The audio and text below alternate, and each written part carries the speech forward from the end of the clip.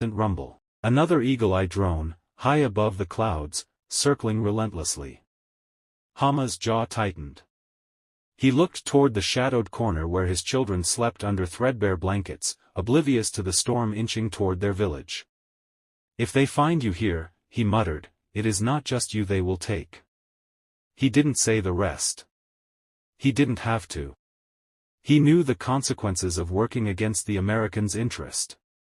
Meanwhile in London's Charing Cross, rain whispered against the pavement, fine, cold, and unmistakably London. Crowds spilled past the café on Villiers Street, umbrellas bumping, taxis honking, and the rush-hour chaos blending into a metropolitan hum. Inside the café, the MI6 agent, codename Eris, sat at a corner table pretending to read a newspaper. Only her eyes moved, tracking her target. And the informant. Across the room, Yichen's courier, a middle-aged man with a mild limp and a forgettable face, stirred his tea with a trembling hand. Sitting next to the subject was the MI6 informant. Their encounter was brief, the type you'd only see in James Bond movies, or the likes of Mission Impossible. The encounter had lasted less than 10 nanoseconds.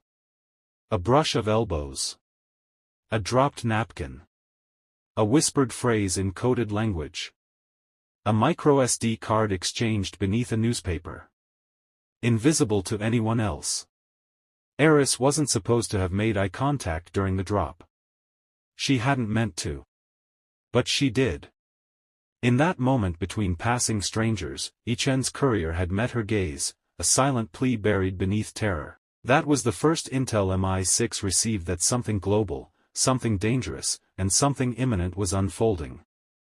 And it was in the Sahel region of Africa. That same hour, the intel was shared with CIA. Now, as she watched him step into the black cab he'd booked hours earlier, her earpiece crackled. "Eris, white van is in position. Audio link secure. Alpha 001, please confirm tail." She stood, slipping her phone into her coat pocket. "Alpha 001. Tail confirmed," she whispered. Her breath fogged in the cold London air. The cab pulled into traffic, and the white surveillance van drifted behind the high-profile Chinese subject like a ghost. Inside the van, translators and analysts huddled over listening equipment, fingers adjusting dials, eyes on waveform screens.